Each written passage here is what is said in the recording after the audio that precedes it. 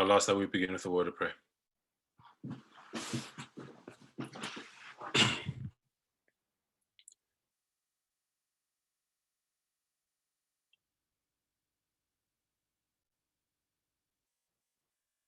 Father in heaven, Lord, we come asking for the blessing of your Spirit now as we open your word. In Christ's name we pray. Amen.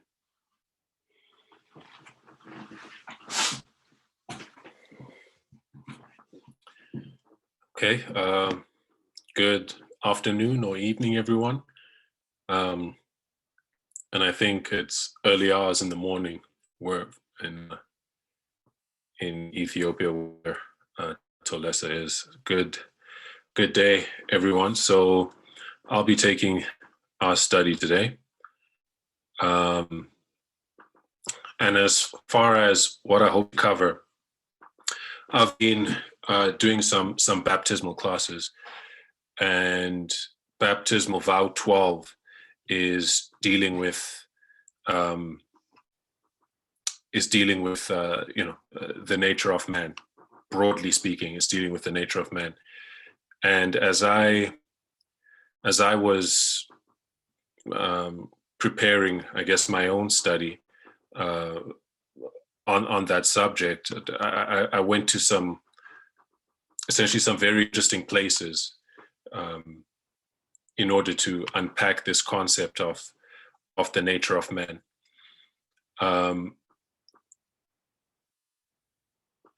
Where it led me to was, or where I went with it rather, was, a study of, the human mind and cognitive distortions.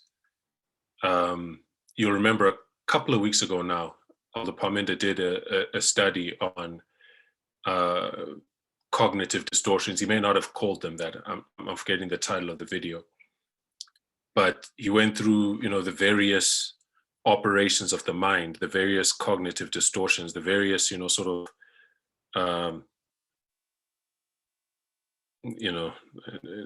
maybe idiosyncrasies is not the best term for it. But the various things that go on with our mind that we need to watch out for as they affect how we perceive people, how we perceive situations, and how we respond to God's word. It touches on everything. And I was looking at what I'm going to share with you really at the same time. So I found that interesting. So he went through some cognitive distortions, and I was preparing notes on the same subject, but covering different things from what he covered in his study. So I've called this study "Revisiting the Nature of Man." It's part 2 of my notes on the subject of the nature of man as presented in baptismal vow number 12. And to start us off, remember, I invite discussion. I invite your questions, your input, because it's a study and not a lecture. Okay, so your input is welcome.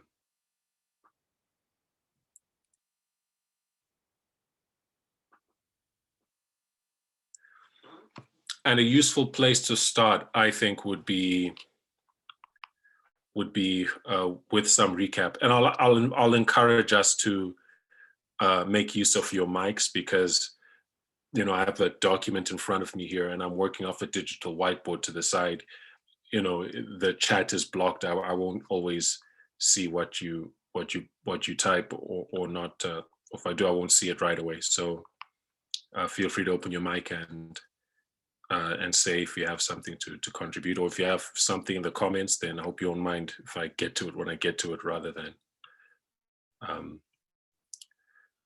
than right away.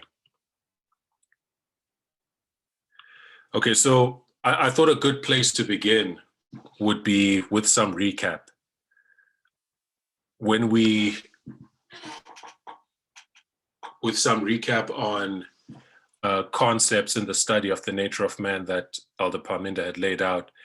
And he spoke about this idea of, that there are 2 systems within the human specimen, or 2 minds.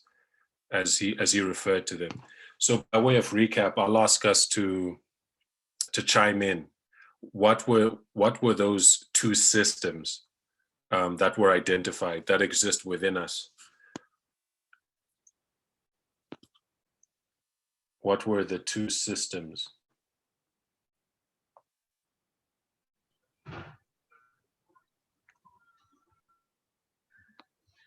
Is it slow brain and fast brain? Yes, I'll just share my whiteboard now. So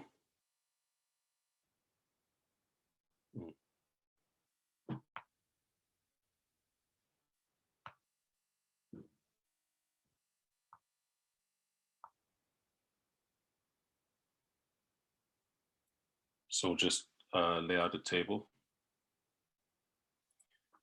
And on one hand, they're referred to as the slow brain and the fast brain.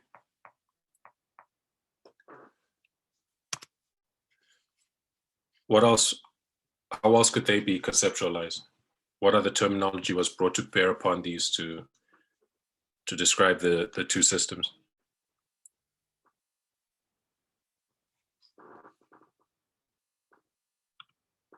Was it reflex and reason? Exactly, right. That's Annabelle. And which one would be reflex and which one would be reason?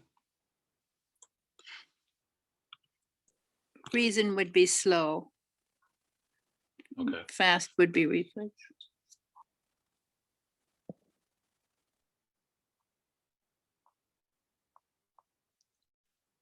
The fast brain would be reflex. Okay.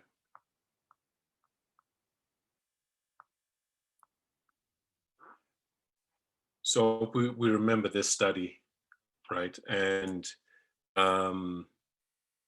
we have reflex and reason, the fast brain and the slow brain. What were the characteristics of the fast brain and the slow brain? Right, he came up with some, short terms, short descriptors, bullet points on each of these, describing each of these two systems and really sort of contrasting in a way, right? That where one is this, the other is that, and where what this, the other is the opposite. Again, recap: what were some of those? What were the characteristics of the slow brain? What were the characteristics of the fast brain? The slow brain is lazy, and the fast brain is always awake.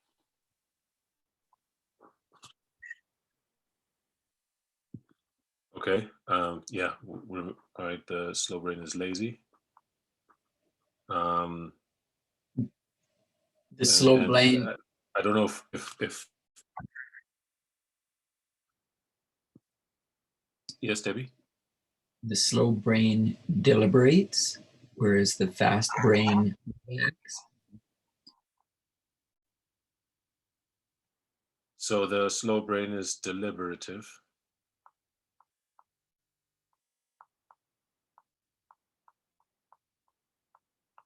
And the fast brain is reactive. Okay, that's a good one. Any other characteristics?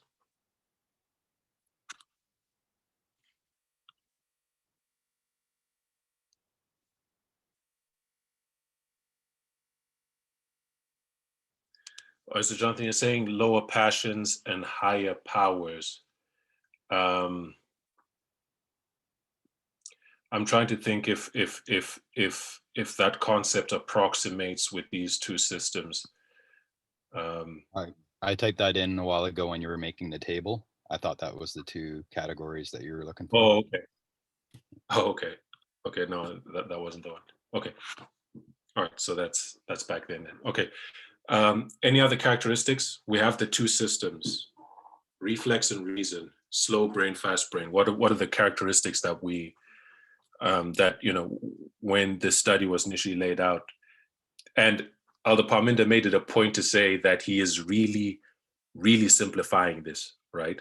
In order to communicate certain points in order to make it understandable, and of which he was really simplifying what, if you go and read on it, is there's a whole lot more to consider, but these descriptors are broadly accurate, right? Any other characteristics we can recall? The slow brain is lazy, whereas the fast brain is always awake. The slow brain is deliberative, whereas the fast brain is always is reactive. Can we say Anything else? flight or fight for the fast reflective side?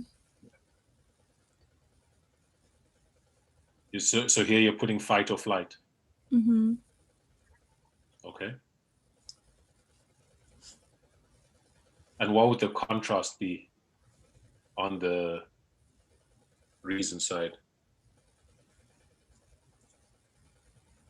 Because I think that is correct, what you said, but can we apply a do contrasting? nothing, to freeze. Or Well, I'd say freezing is part of the fight or flight response. yeah, right.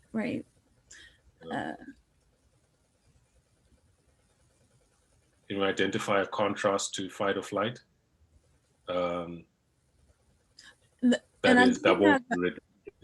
Sorry. Go ahead.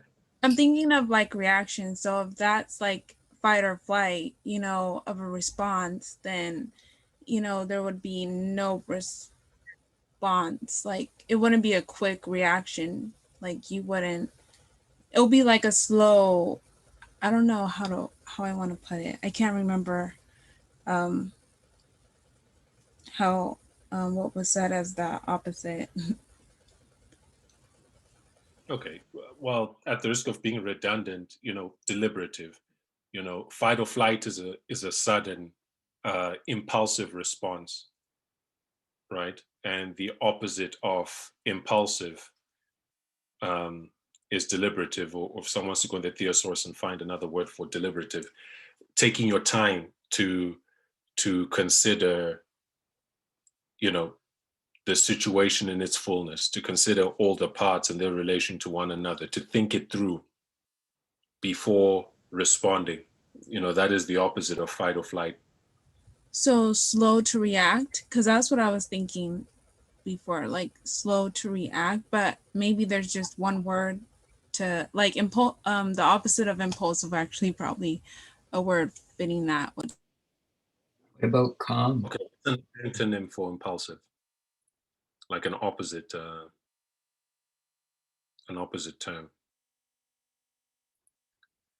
What's the opposite of impulsive?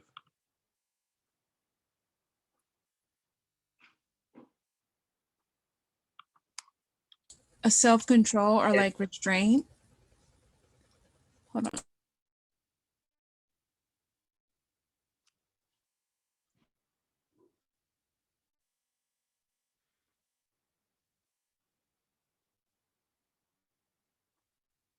Cautious. There's cautious.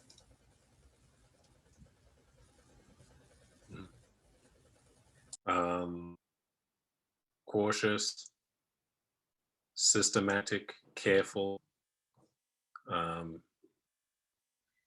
Yeah, I guess those are all words we can use.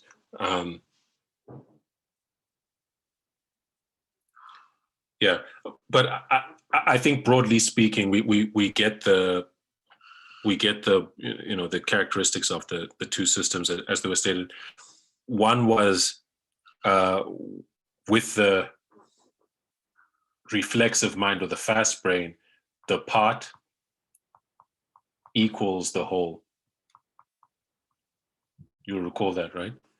And with the slow brain, the part does not equal the whole, right? It understands that there are other things to consider. You must consider context, you must consider perspective, positioning, right? There are lots of things to consider. You can't just deduce an entire picture from a quick glance at a part of it. And so the presentations on this subject, if I may come away from my whiteboard now.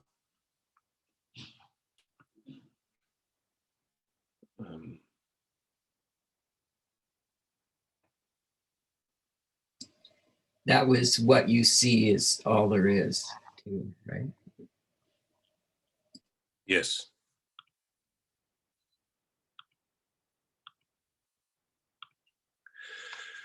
So the presentations on the subject up to this point have focused on the role of the two systems in biblical interpretation, right?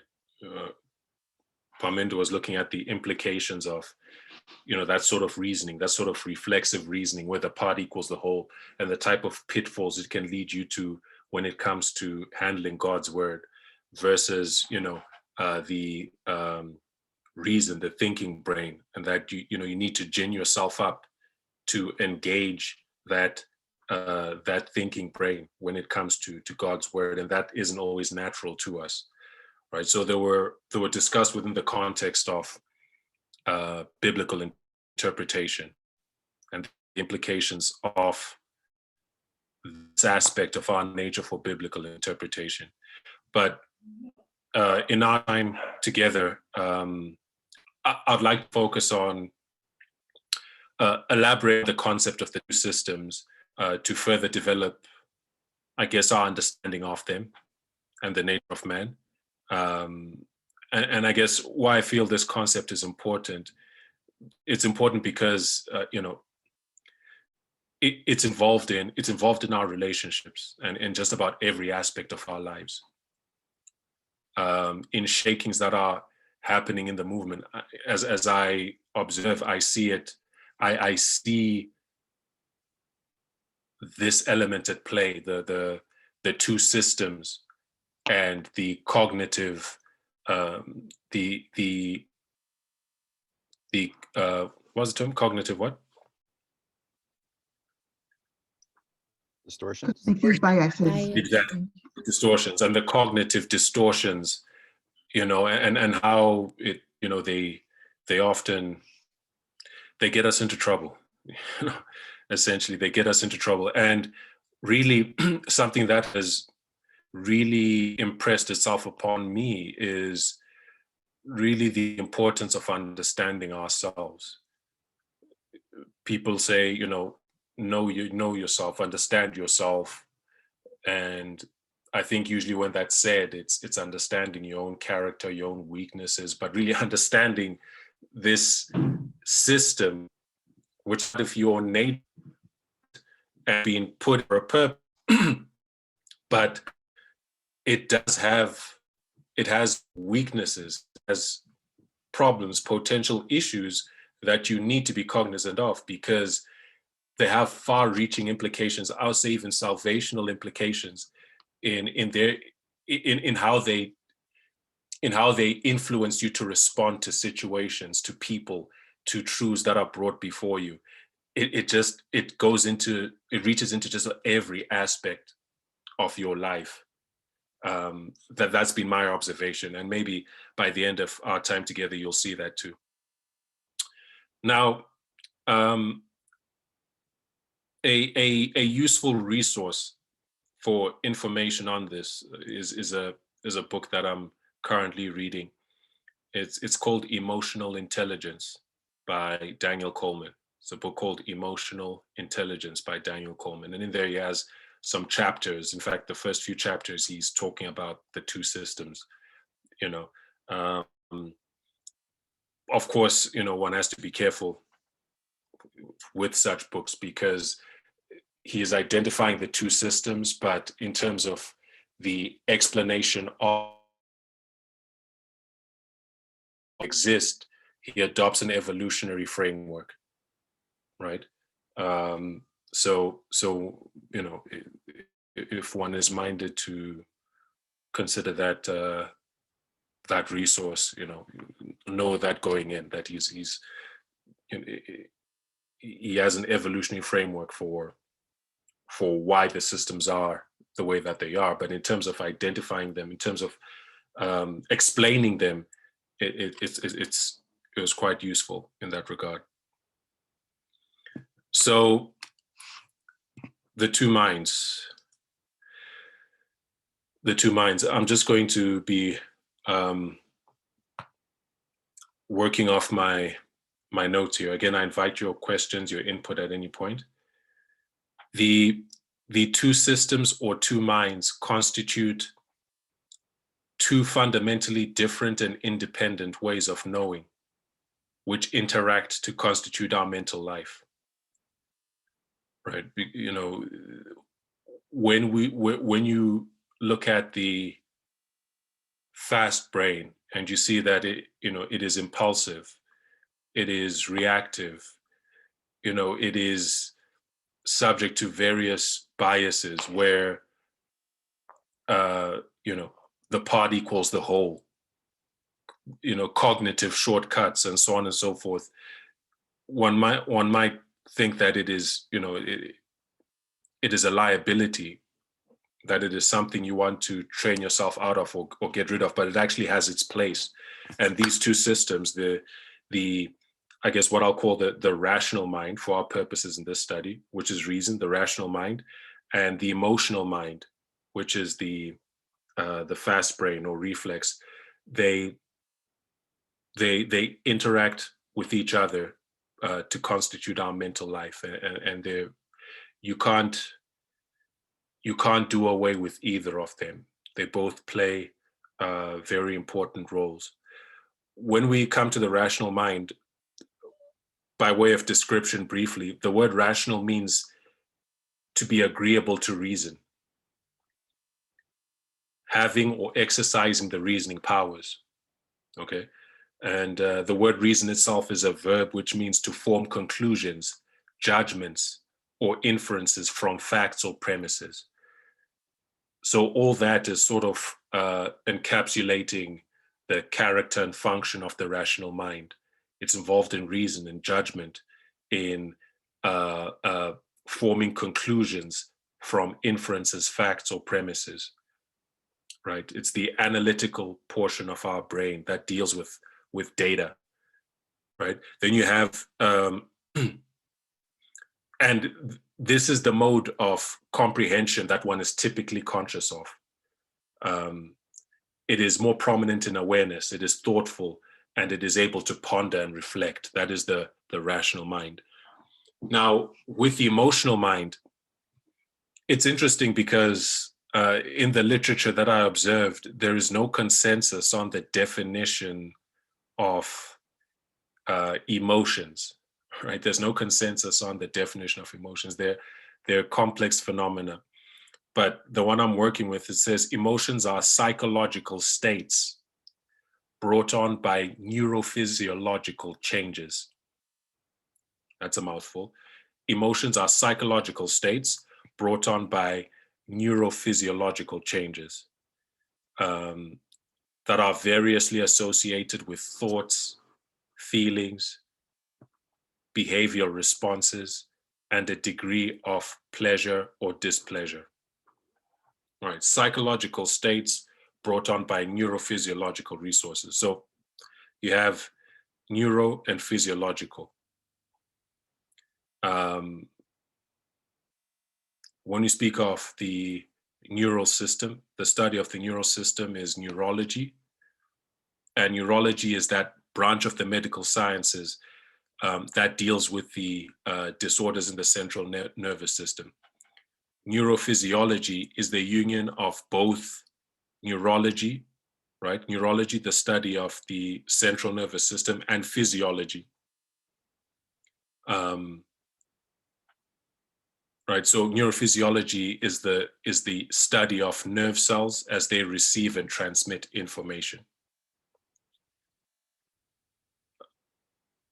The central nervous system, I'll just put that in. The central nervous system consists of the brain and the spinal cord. It is referred to as central because it combines information from the entire body and coordinates activity across the whole organism. It controls our thoughts, movements, emotions, and desires. It also controls our breathing, heart rate, the release of some hormones, body temperature, and much more.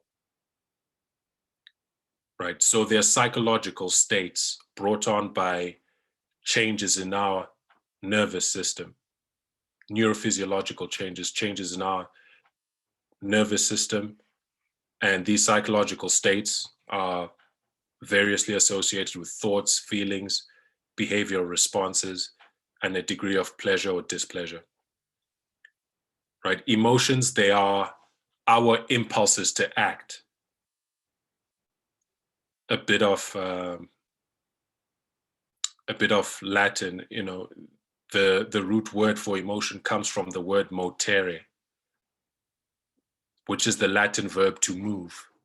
And the prefix E at the beginning connotes to move away, right? So emotions, they are our impulses to act. They're these psychological conditions which prompt us to act, to respond, to act in different ways, depending on the particular emotion that we're feeling.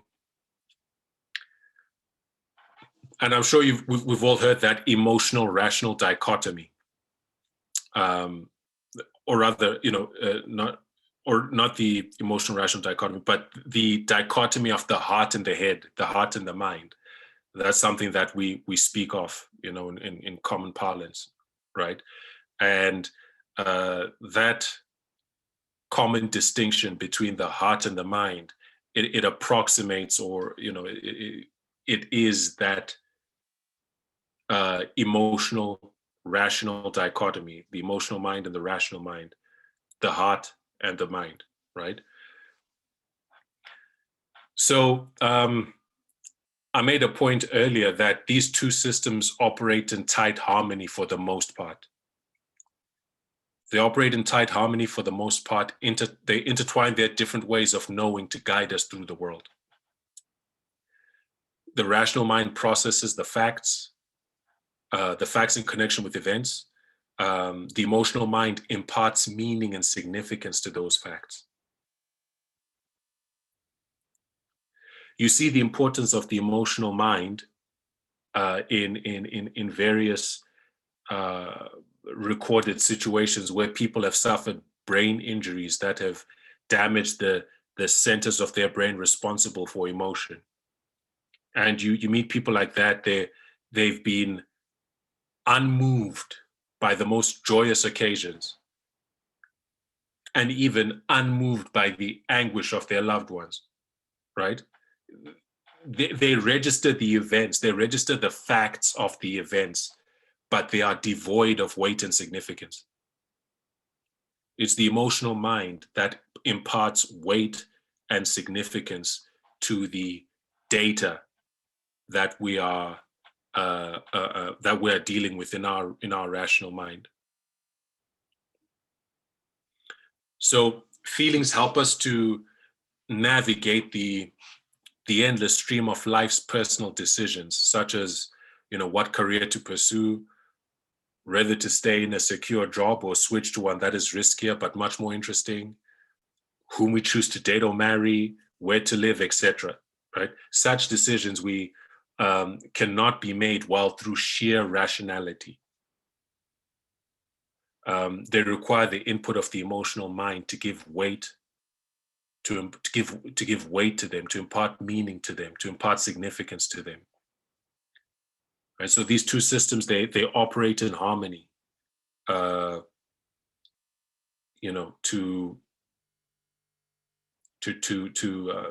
I guess navigate us through the world, essentially, in what is human life.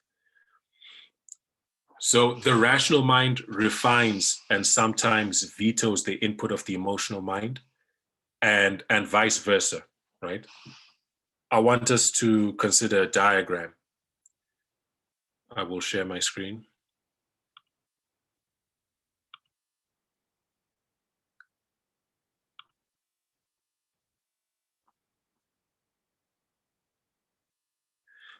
Before I share my screen, Tiffany is saying, I can't remember, but does the slow brain ask questions?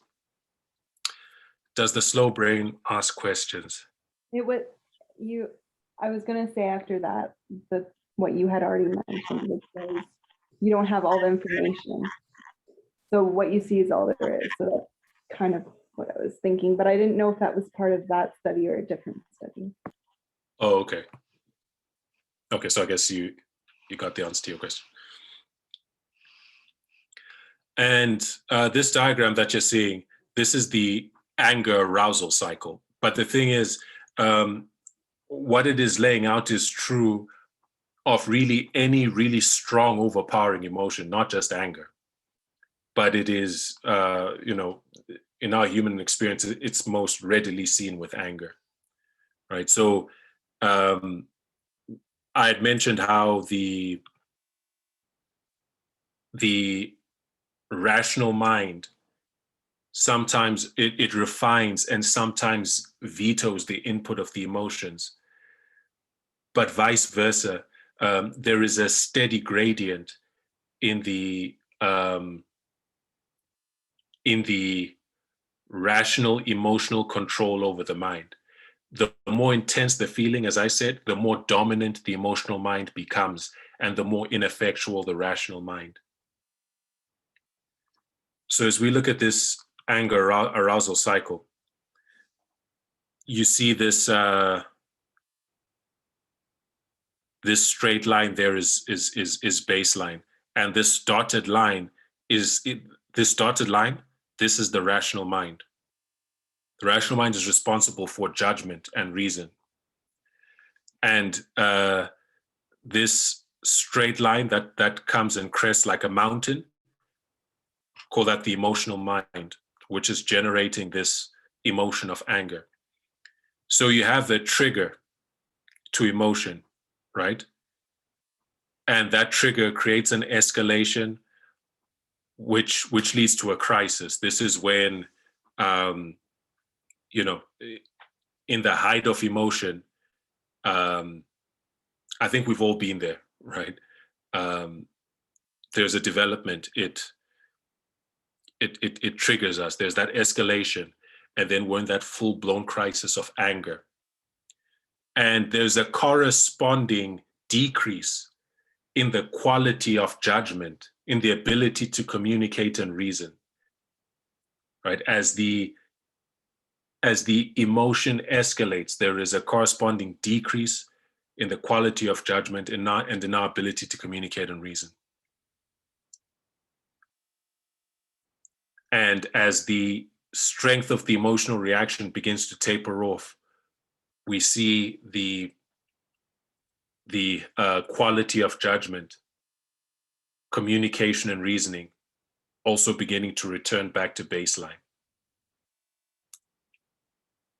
Right? This is a useful thing to understand about ourselves, that really, and of course, easier said than done. We're human beings, right? And I think we're all in this journey of learning ourselves, gaining control, gaining the knowledge and the wisdom and that level of, the understanding and exercise of the human will, understanding of ourselves and the right exercise of the human will. We're all in that school. But, this aspect of our nature is important to realize because it is explaining the interaction of the rational mind and the emotional mind. And you can't do away with this. It just is. It's part of our nature as human beings. When you think of this anger arousal cycle, you can then see why, it is wisdom when you're angry, not to make any big decisions, not to say, not to be strident in speaking your mind in those situations. And it's wisdom to take a step back and allow yourself to enter that recovery phase and that post-crisis phase where you can look at the situation with a reduced intensity of emotion and reason more clearly, right? Reason more clearly about what is going on.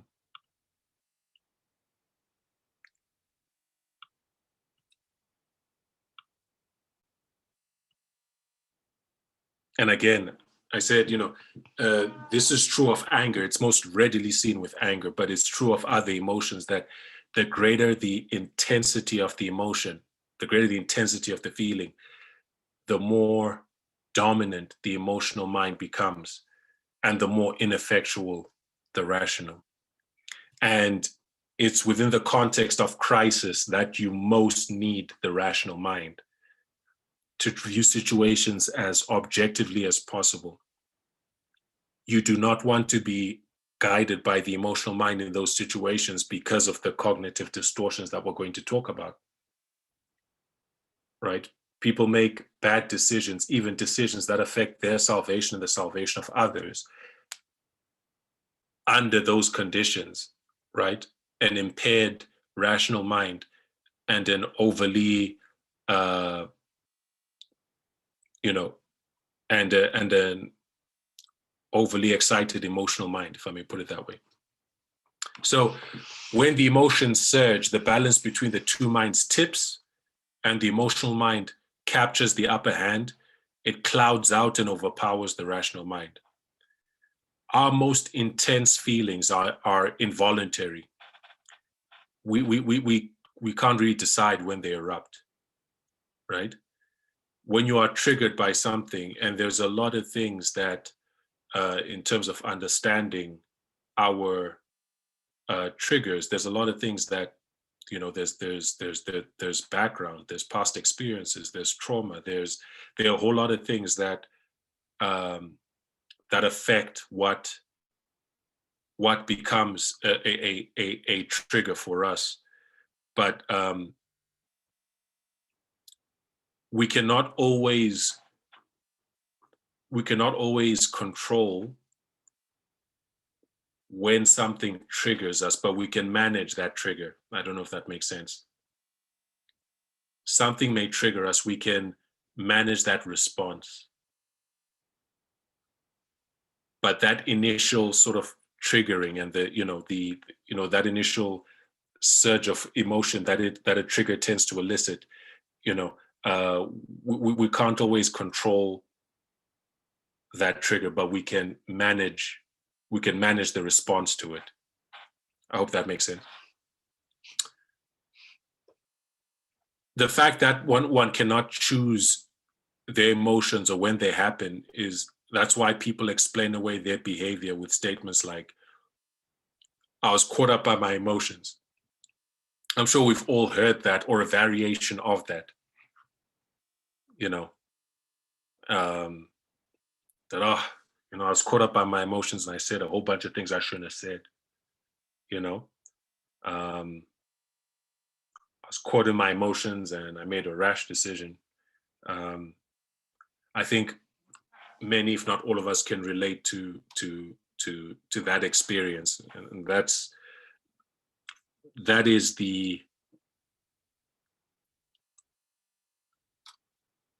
is what is illustrated, that anger arousal cycle, where poor judgment and poor communication is done within the context of a strong emotional reaction to something.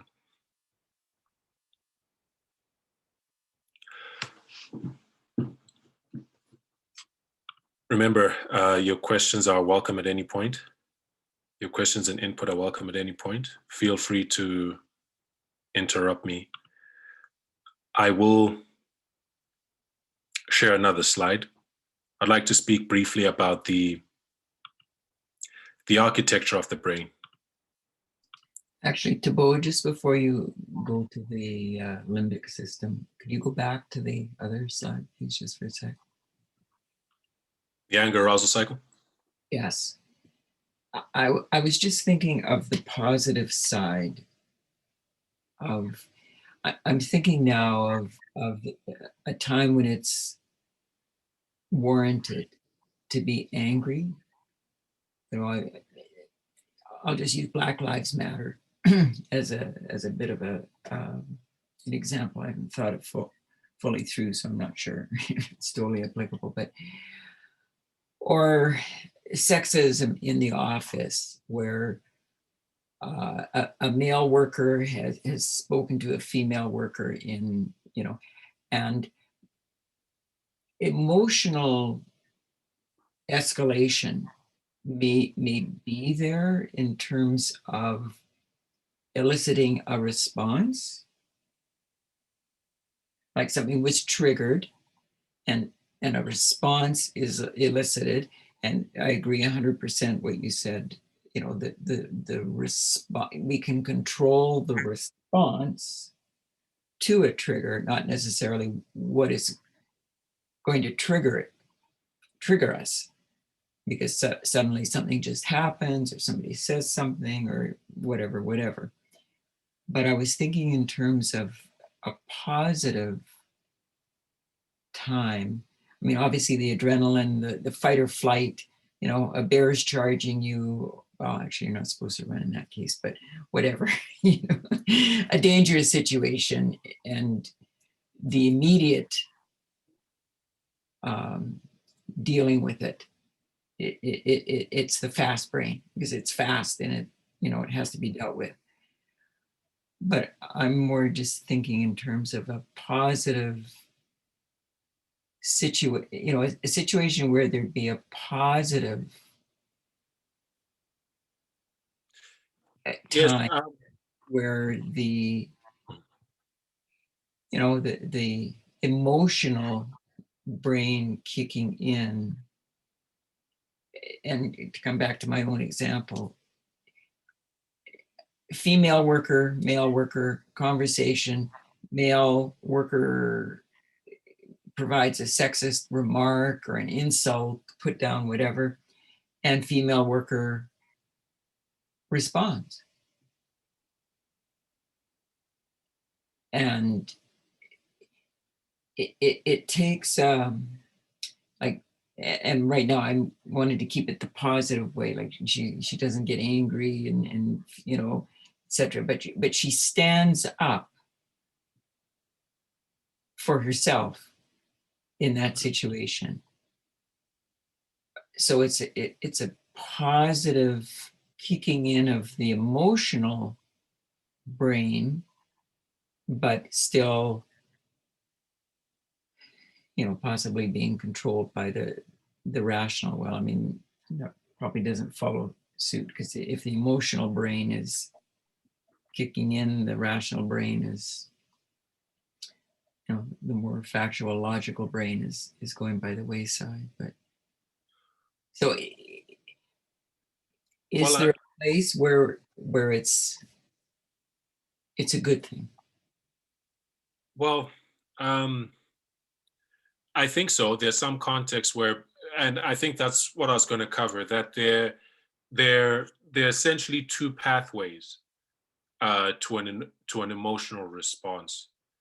One is through, and that's what we're going to cover now as we look at the architecture of the brain. There are essentially two pathways to an emotional response. You know, one is brought on by a trigger, right?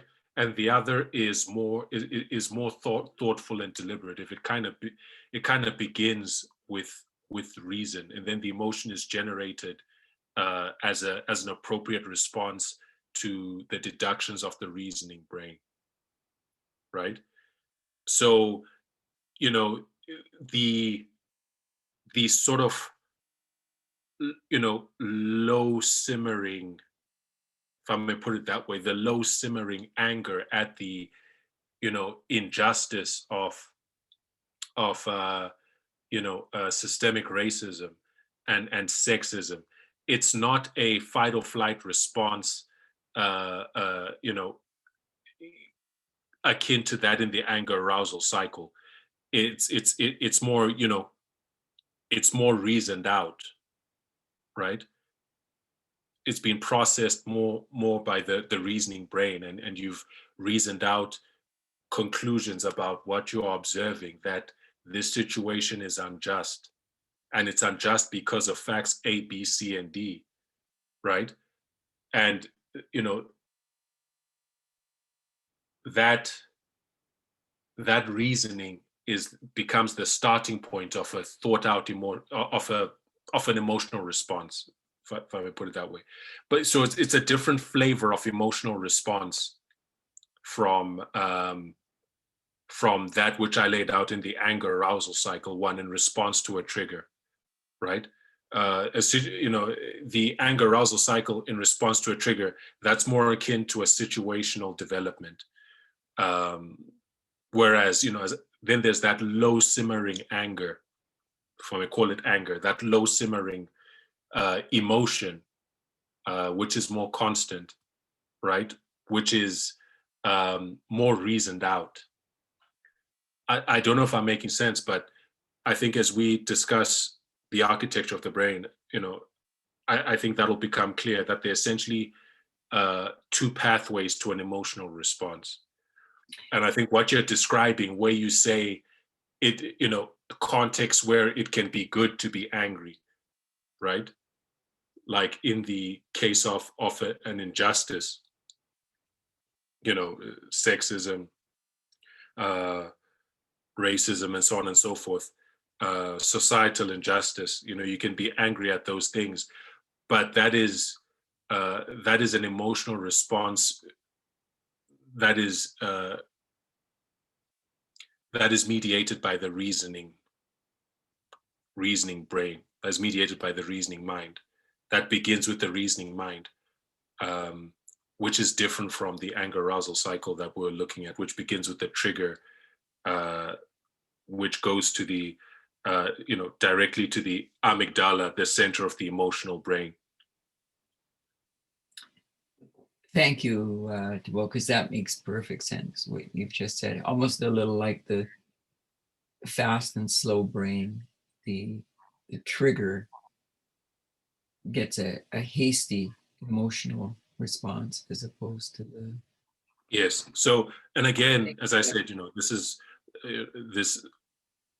I just kind of it's my first time sharing these notes, even though I started working on them some time back. It's my first time sharing them. So how exactly to convey some of the concepts,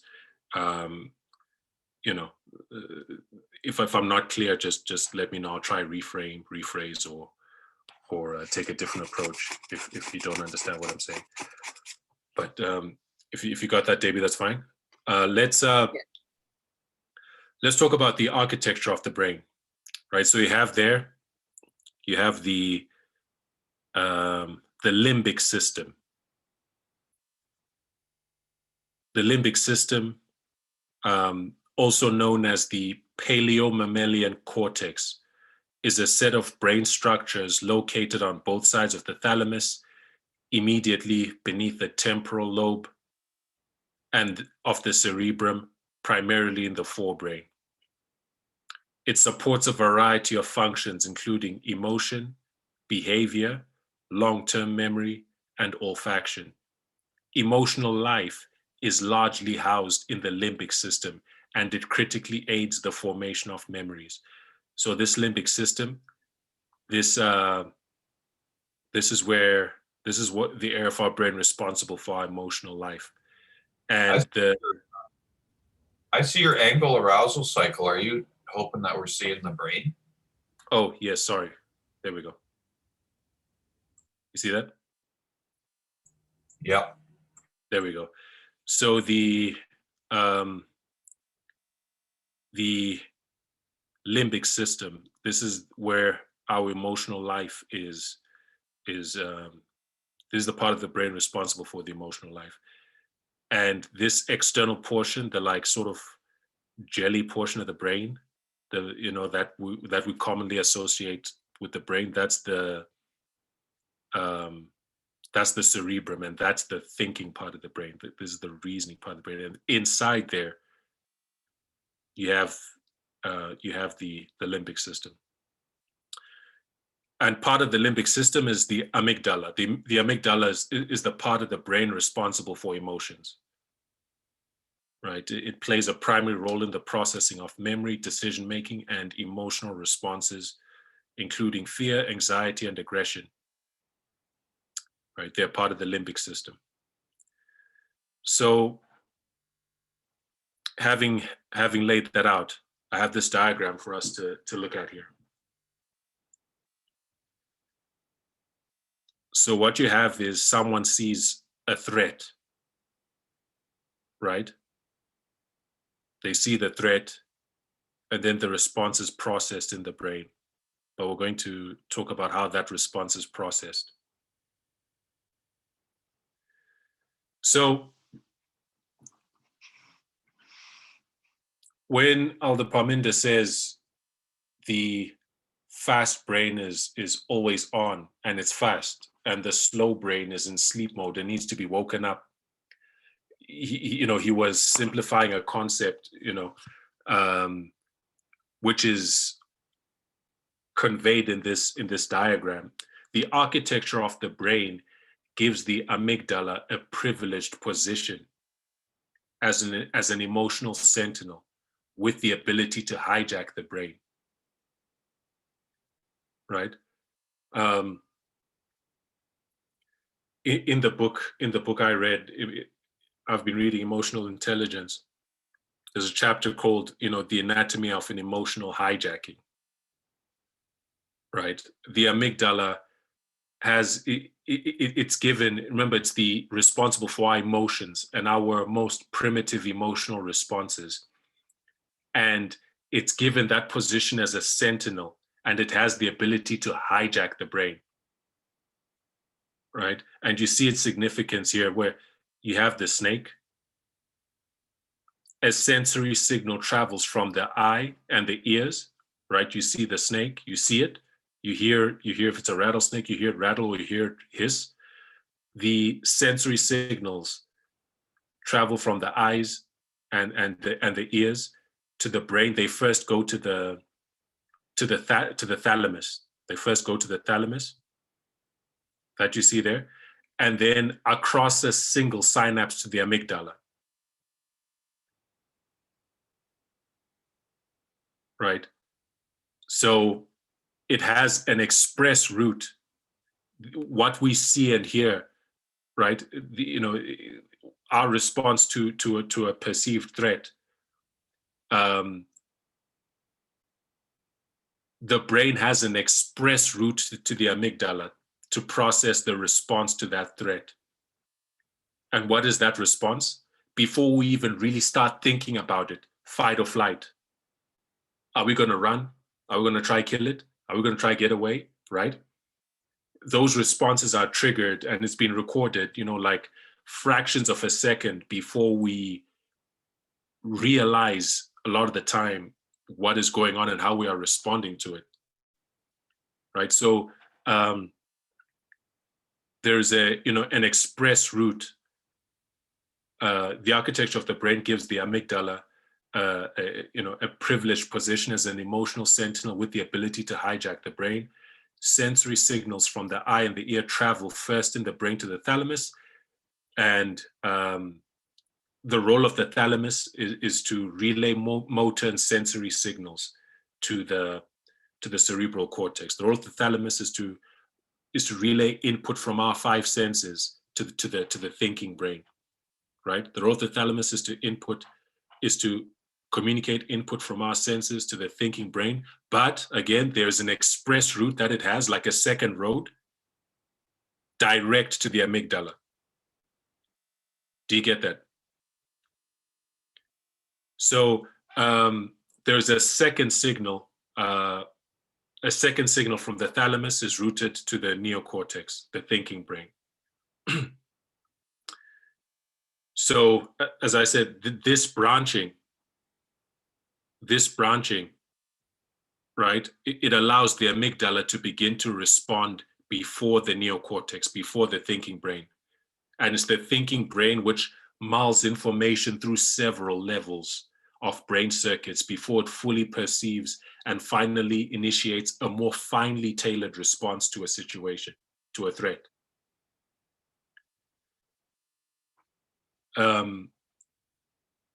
These feelings that bypass the neocortex, they include our most primitive and potent emotional reactions. And this circuit, this express route to the amygdala that the thalamus has, it does much to explain the power of emotion to overwhelm rationality. Right? Your emotional brain has run halfway across the world when your thinking brain is still getting its bootstraps on. So think of it this way. So this illustration, it presents a physical threat, a snake.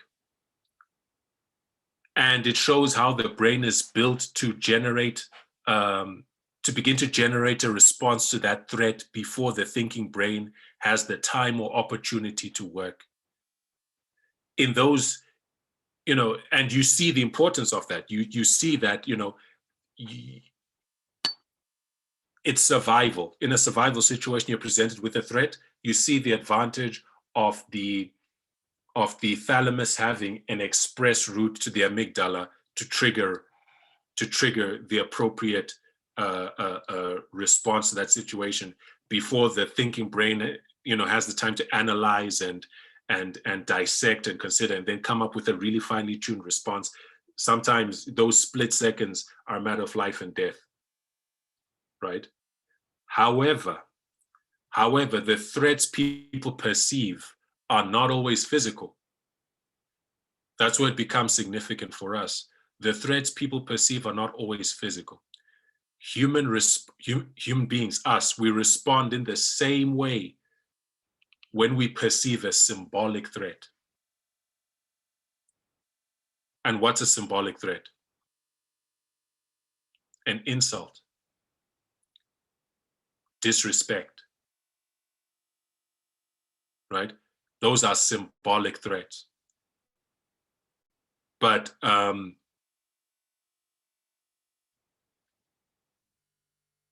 and with those, those sort of symbolic slights that we meet in our interactions with one another, right? They trigger that same response where, it gets to the amygdala first. There's that express highway, right, to the amygdala. And that has important implications, right? This is why I say, we really need to understand ourselves, because when we're confronted with situations, a lot of people, some really deep and intractable situations, be they shakings, in this movement, or be they breakdowns of relationships between people, a lot of it is not doctrinal, right? Much of it is doctrinal. I think we know that. But I think more than we readily comprehend is due to just this sort of reaction that we are describing here.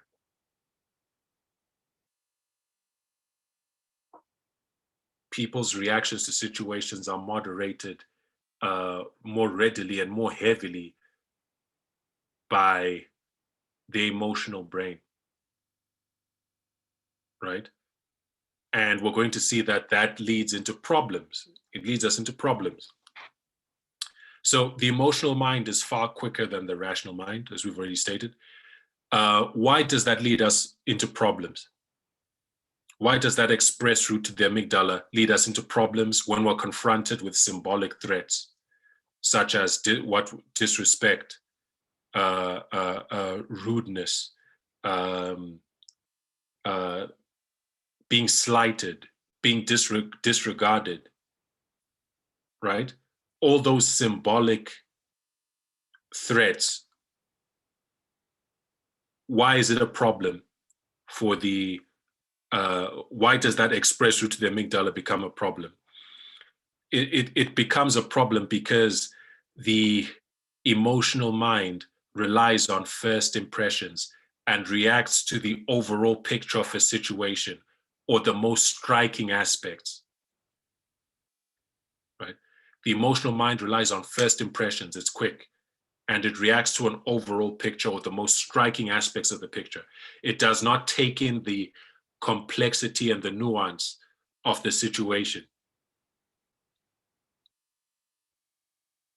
And what we've been learning through parable methodology is really the devil is in the details, as they say.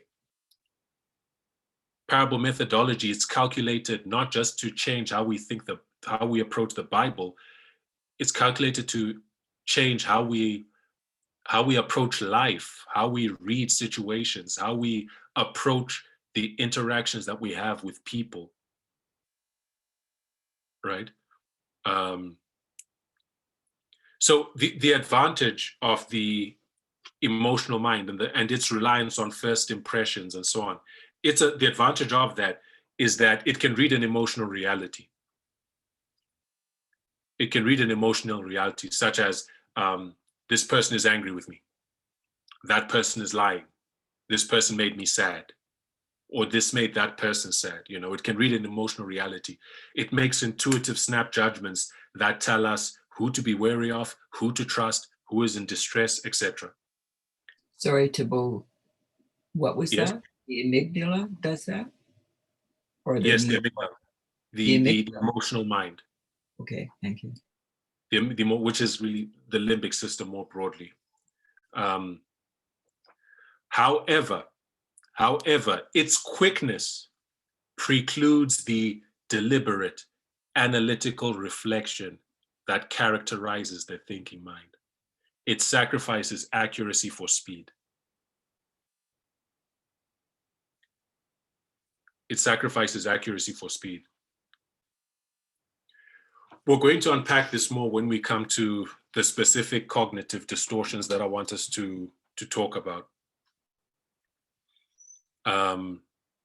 And again, in a lot of the conflicts that I've seen, interpersonal conflicts that I've seen, you know,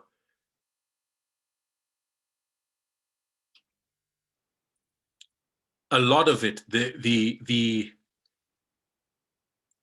understandings that would diffuse that situation, that would change perspective, right?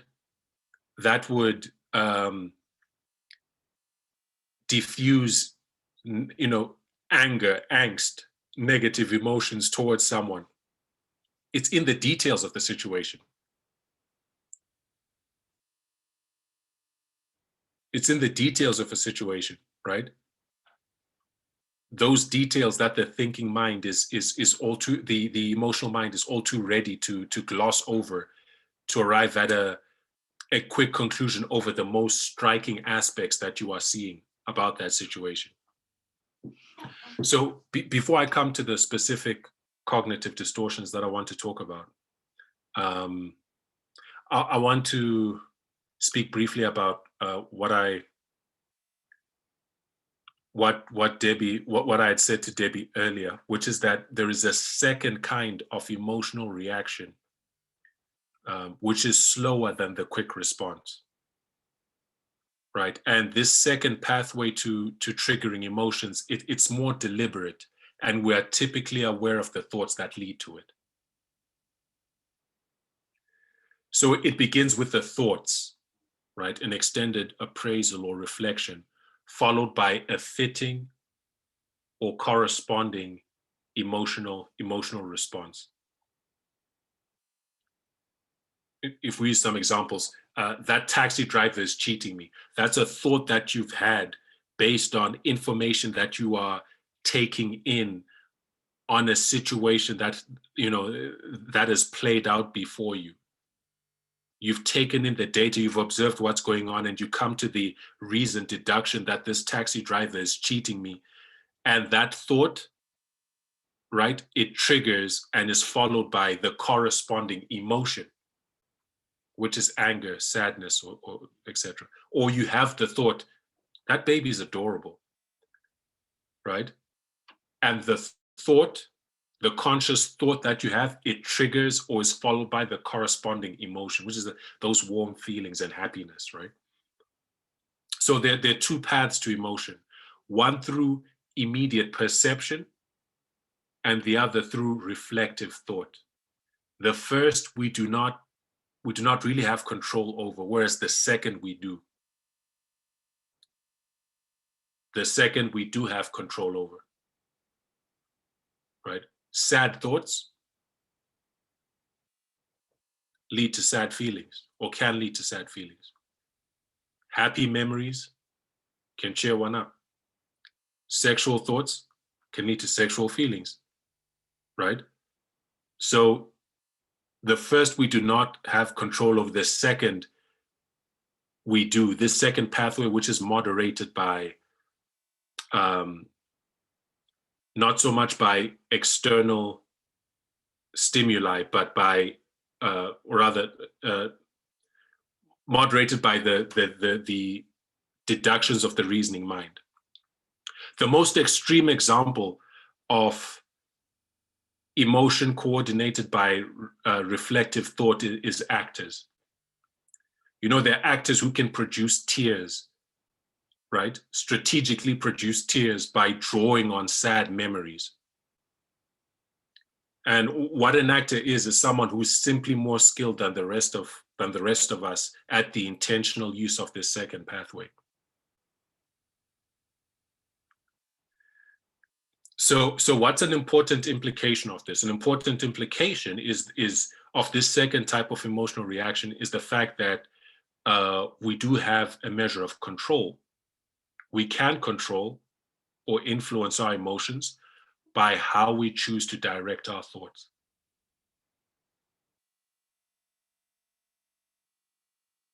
So how we choose to direct our thoughts is important, because how we choose to direct our thoughts, how we choose to direct our thinking about someone, right? How we choose to direct our thoughts, how we choose to think about someone we may feel we have reason to have negative feelings about. How we choose to think can influence, modify the emotion that follows. So we do have control in that respect. That's an important implication of, you know, understanding this second pathway to an emotional response.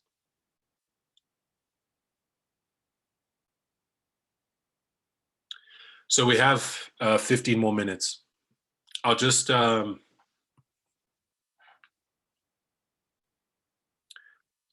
share some. I want to come back to focusing on the emotional mind, and I want to talk about some of the various cognitive distortions that it is subject to. And the hope is that by understanding this aspect of our makeup, you know, we'll be better equipped to have that level of self-awareness in how we move through the world and how we respond to situations in movement context and outside. You know, that you know, we'll be able to move more wisely, for lack of a better expression, more in line with how God would have us. So there are many ways in which the emotional mind is childlike, right? What I'm calling cognitive distortions. The particular resources I was reading, it was likening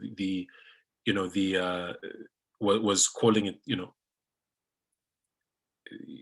the childlike mind, right? There are many ways in which the emotional mind is childlike, and even more so the stronger the emotion grows. Actions that spring from the emotional mind tend to carry a strong sense of certainty derived from a general and simplistic worldview that would not make sense to the rational mind. There's a strong sense of certainty that comes with the deductions and the actions that we, the deductions we come to and the actions that we arrive at through a largely emotional reading of a situation. You know, there's a strong sense of certainty that comes with it. The emotional mind is also subject to categorical thinking. What's categorical thinking? This is where everything is black and white. No shades of gray. If there's anything I've learned in the few years I've been on planet Earth, is that, you know, stuff isn't simple. Life is, a lot of things are just not that simple. They're just not, right? A lot of things are just, you know, complex, but the emotional mind tends to see things in black and white with no shades of gray. What's a scenario?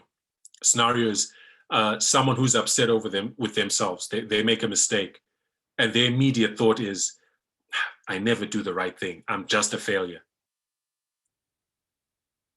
Right? I'm sure many of us can relate to those sort of thoughts in a moment of disappointment with ourselves.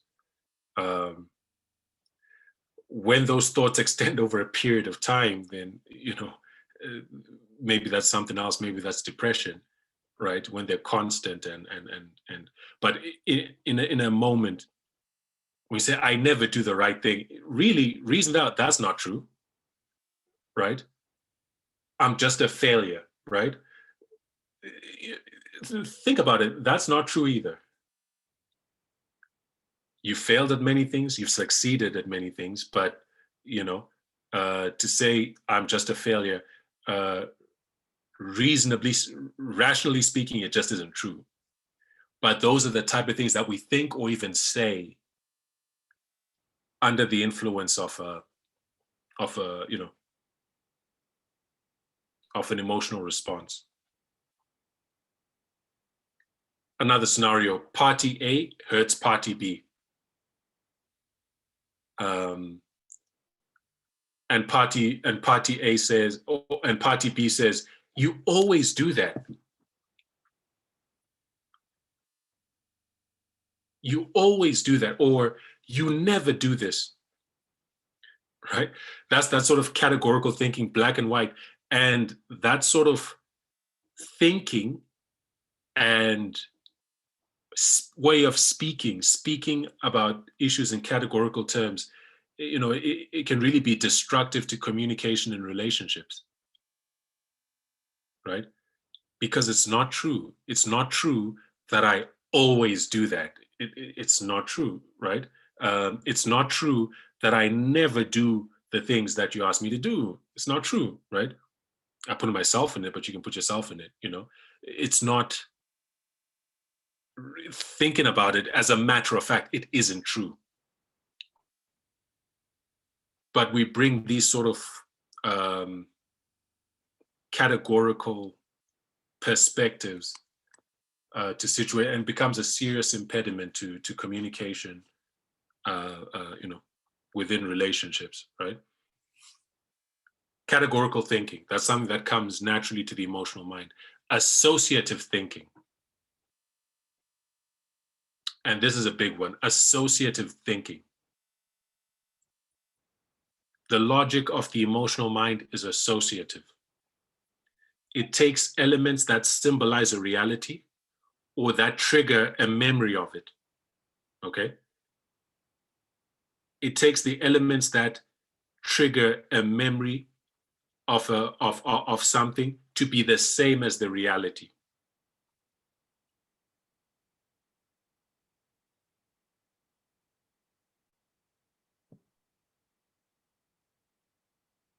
And this can pose problems.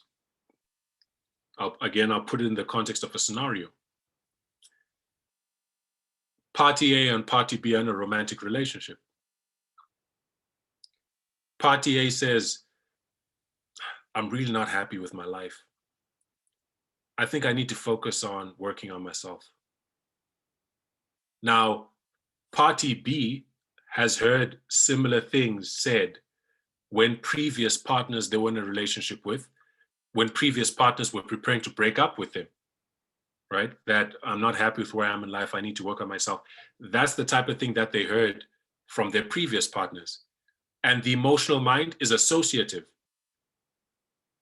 right? It identifies the similarities between this situation and the previous ones.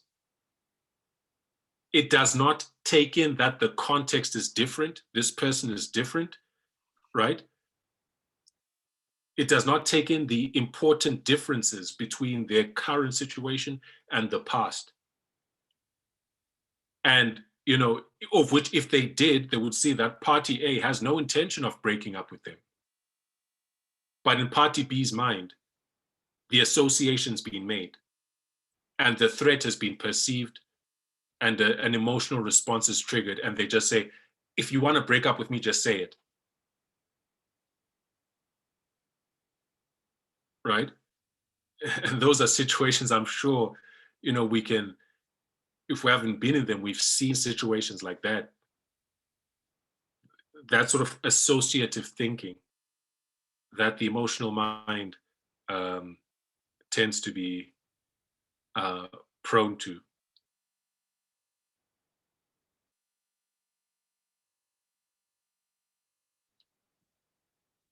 Personalization or personalized thinking. Personalization or personalized thinking. This is where events are perceived with a bias centering on oneself. Events are perceived with a bias centering on oneself. This cognitive distortion, it often results in one feeling guilty or assigning blame without contemplating all the factors involved. Again, if we look at it through a scenario, your friend is talking about their personal beliefs regarding parenting, and you take their words as an attack against your parenting style. You personalize something, right? There's that tendency to personalize, of which, if you reasoned it out, they're just talking about parenting styles. They had no intention, or at least there's nothing really objectively in that situation from which you can say definitively that they were attacking your parent style. But that personalization, you make the connection that, they're taking a jab at me. They're taking a stab at my parenting style. Or another situation, a Bible worker, and this has happened so much over the years, a Bible worker gives a presentation showing the danger or incorrectness of certain ideas. And you happen to hold to some of those ideas. And what do? You assume they were targeting you. Right? The number of situations where, someone came up and said, hey, if you're talking about me, just say it. Don't stand behind the pulpit, just tell me to my face. And you're like, no,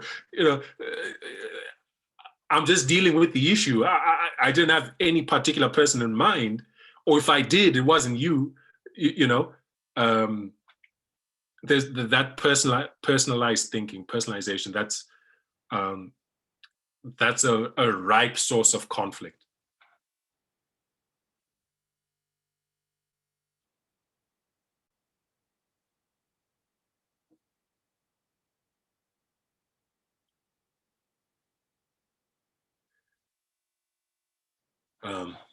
Only have a few more minutes.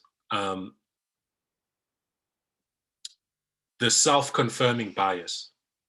The self-confirming bias. And this is a big problem. The self-confirming bias, it touches on so many things. Why people who believe conspiracy theories are so hard to bring out of that way of thinking. It just touches on so much. But the emotional mind is self-confirming, which means it suppresses or ignores memories or facts that would undermine its beliefs, and it seizes on those that support them. Right? When we look at the rational mind, the beliefs of the rational mind are tentative. New evidence can disconfirm a belief that's been held and replace it with a new one because it reasons from objective evidence. That's the rational mind. But the emotional mind, it takes its beliefs to be absolutely true and discounts evidence to the contrary. It leans towards information that confirms what it believes, and it discounts or glosses over or has like a blind spot toward facts that would undermine that already held belief.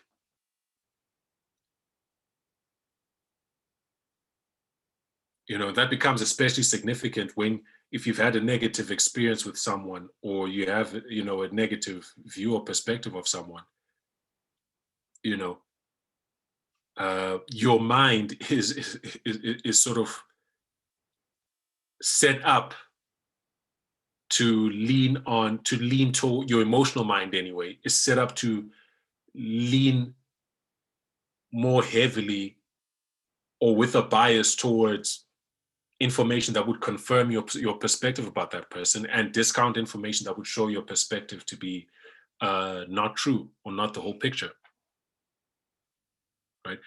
And that's why when someone is emotionally upset, no matter the soundness of your argument from a logical point of view, it carries no weight if it is out of keeping with the emotional conviction of the moment. So feelings are self-justifying with a set of perceptions and proofs all on their own. So I'll share one last thought. So I don't mean to rush this, but I want to respect time.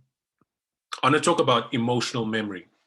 Now, all these cognitive biases, you know, they're things that, you know, each one of them, we could probably spend a good deal of time unpacking it and unpacking all the ways it kind of plays out in our lives and in our relationships, you know, and how they are ready barriers to unity and ready sources of conflict in our lives and in the movement still, you know.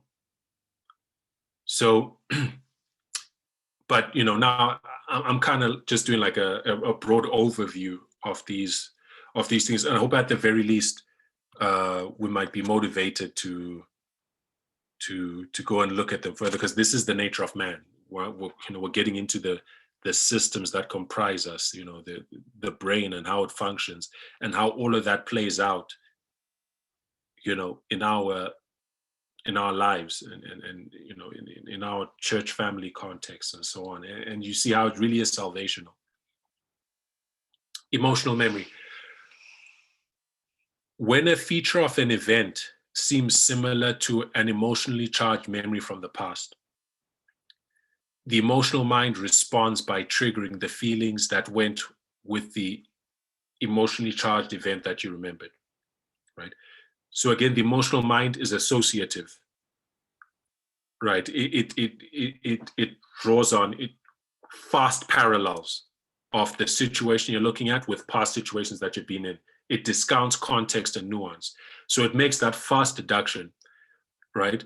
And, you know, then the emotions that were triggered by that previous event, especially if they were strong or if they were traumatic, if they were negative, those same emotions are triggered for this current event that you are observing or living through. But the context can be very different. So you really can't trust your feelings in that respect. The emotional mind reacts to the present as though it were the past. The emotional mind reacts to the present as though it were the past. And the trouble is that, especially when the appraisal is fast and automatic, one may not realize that what was once the case is no longer so. Someone who learned through childhood beatings to react to, you know, an angry face with intense fear and loathing will have the same reaction to some degree, even as an adult, when, you know, a person giving you an angry face does not have the same level of threat that it does to a little child, right? Think about how this dynamic affects relationships. People in relationships grow and change. People in relationships grow and change. But a hindrance to harmony is the failure to see this on account of this dynamic of the emotional mind. You have a person, right? Movement context, your romantic relationships, your family relationships. People grow and change. But your emotional mind, you have that emotional memory, and it predisposes you to think and feel about that person the way they made you feel in the past, especially if it was negative. And discount the fact that, you know, they're not that person anymore.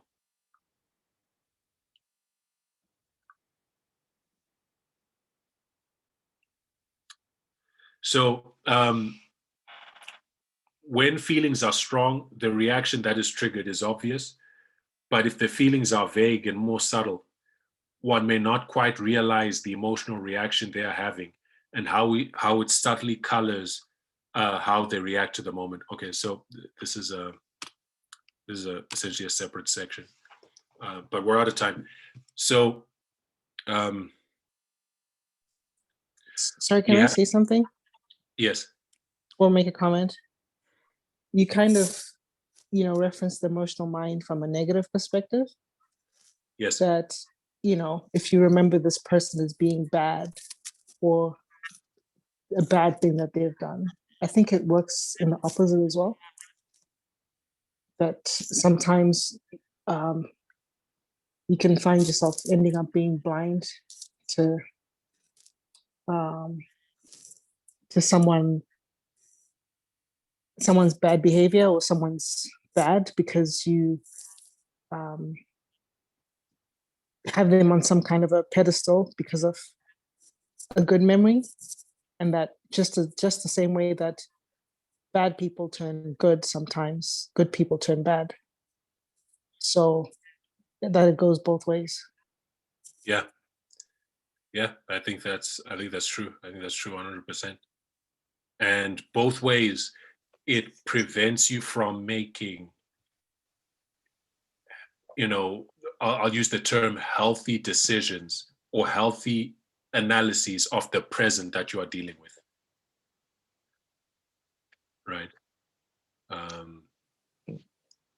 Can I ask some question? Just Yes. a question one. Go ahead, Tolis.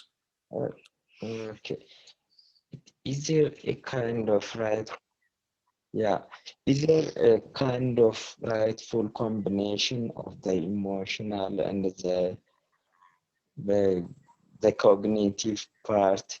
There was a time when almost people are thinking only the cognitive alone, as Christians are emotionless or something.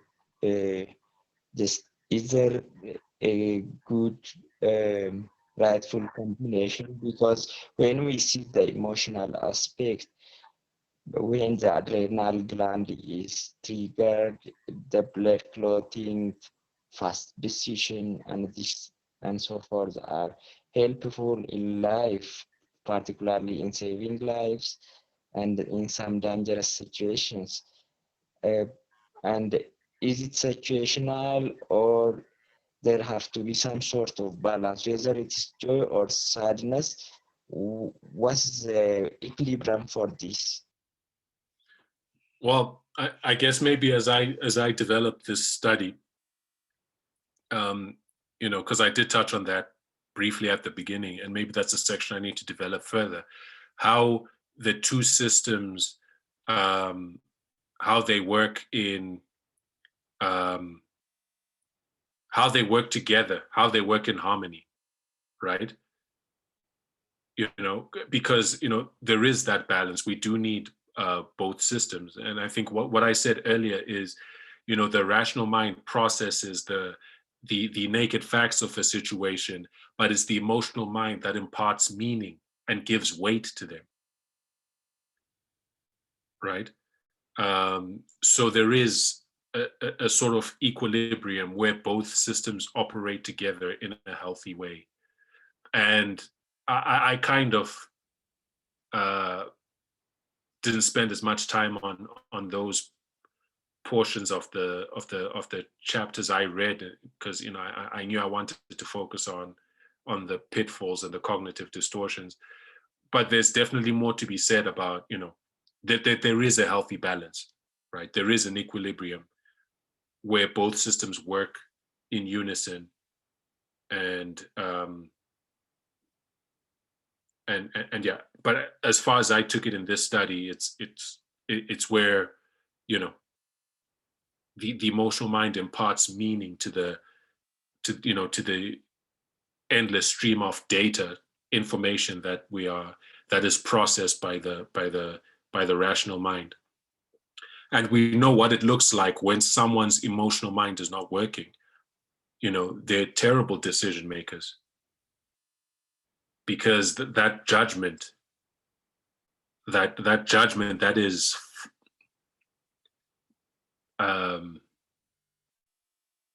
flavored, if I may use that term, by the emotional mind, which gives us that, how to feel about a situation, what a situation means to you as a human being, its significance, the weight of it. Someone who is not able to process that aspect of things is really severely handicapped. In their case studies of people who suffer that brain damage, and they see how they go through life, they're really handicapped in their ability to move through life in a healthy way. So there is a balance, but I think I'll probably have to elaborate on that as I develop the study. I don't have much more on sort of that aspect of things, which is also important to understand, I guess. Yeah, I'm sorry, I'm not exactly answering your question, but that's my best response. Sorry, I just wanted to say, when I was saying about the good becoming bad, I think it's an important thing to, I guess, remember, because you kept on talking about shakings and how these, I guess, shortcuts that the brain makes in the fast and the slow brain, whatever, how you can see how the cognitive distortions play a part in the different shakings. And so sometimes, or a lot of the times, not a lot of times, but oftentimes, we've seen in the movement where, because of that good impression and the good memory, someone would go with people who are leaving the movement because of that good feeling that they have towards those people, even though in that context, what they're getting you to do is bad. And I guess I just see how you've been using the negative side to say people might leave the movement because they don't like someone, or they have an interpersonal problem, but sometimes they might leave because they like someone. Yeah. No, that's true. That's true. That's another aspect, another aspect of, and I think we've seen that, sadly. And Sai, what you're bringing out a little bit as well is this, I won't call it the primacy rule, but our first reactions, maybe we could say a little more hasty perhaps, but that emotional connection that we make with a person, any people, as we're meeting people and so on, that it stays with us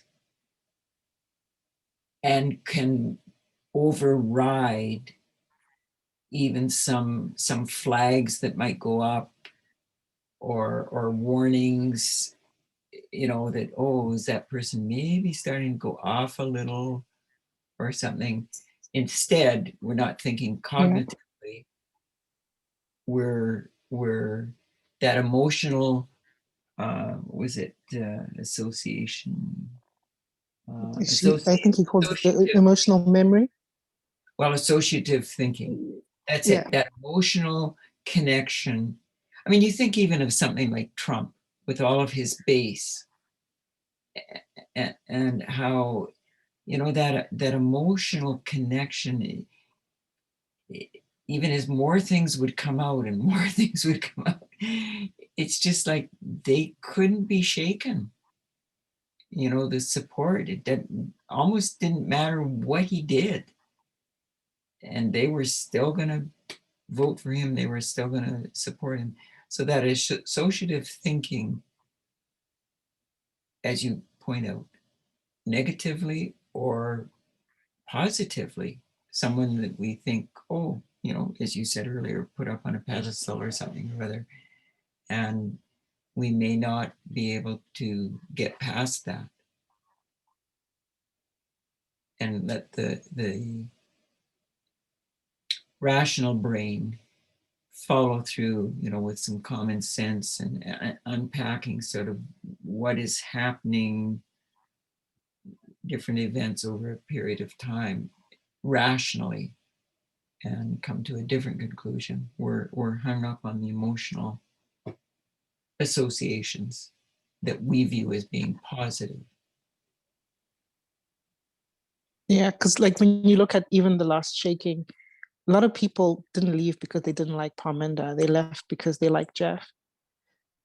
And they only moved to not like Parminder because Jeff didn't like Parminder. But it wasn't a hate for Parminder that caused them to leave. It was a love for Jeff. And the hate for Parminder came after the fact from Jeff's influence, Again, that I was going to say self-fulfilling prophecy, but self-confirming bias. Some of the emotions move towards the hatred because, looking for defects or looking for examples. Oh, he said this or this, or did that or that, and affirming, okay, no, Jeff's the one, and no, that person's, well, Elder Parminder's out to lunch or whatever way it happens to go. Yeah, so positive as well as negative. Yeah, and Tolesa says hasty generalization leads to too much emotional people. Yeah, and you know what? I think what's kind of come clearly to me is the level of self-awareness that we really need to have in this time. Self-awareness of our own biases and the cognitive distortions that we're subject to. Because what's going to happen again and again is we're going to be put in situations that are just going to hit us the wrong way, right?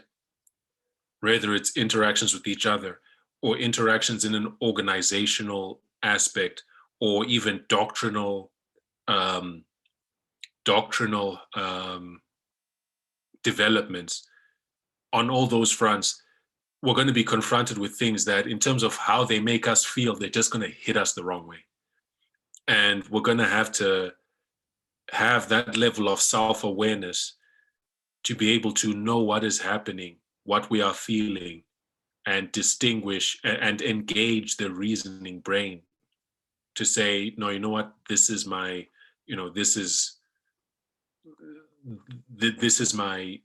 emotional mind speaking.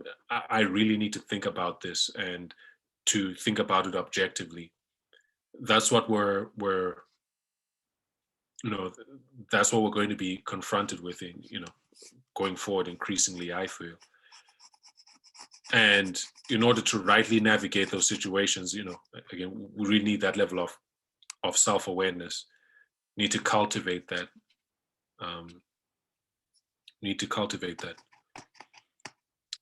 And on that note, Bo, even I've been thinking a little bit more in the last few weeks, on and off here and there, persecution, like when people hate us,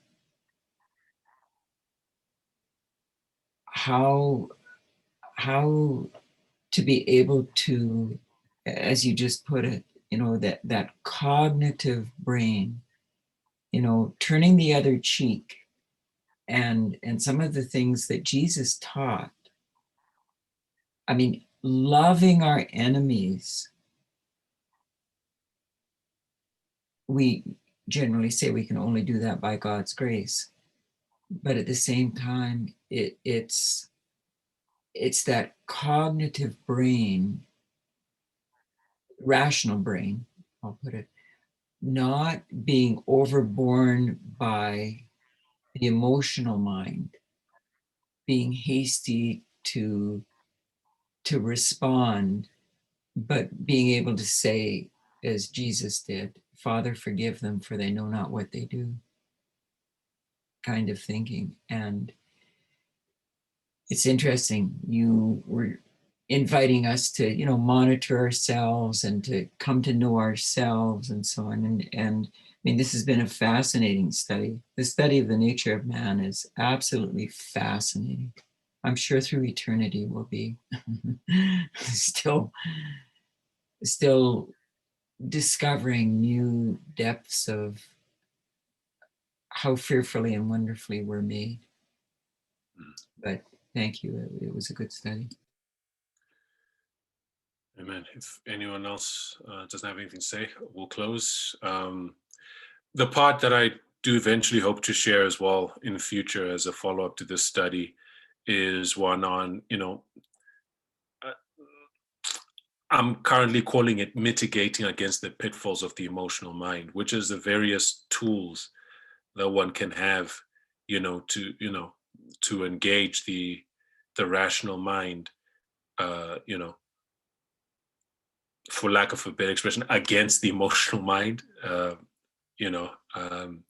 but discussing various tools and ways of thinking and approaches, that can equip us to manage these cognitive distortions, right? So by God's grace, at a future study, I'll be able to share that. But for now, let's close the word of prayer.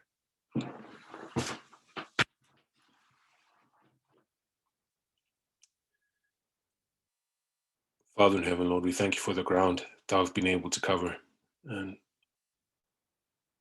Lord, these things touch on,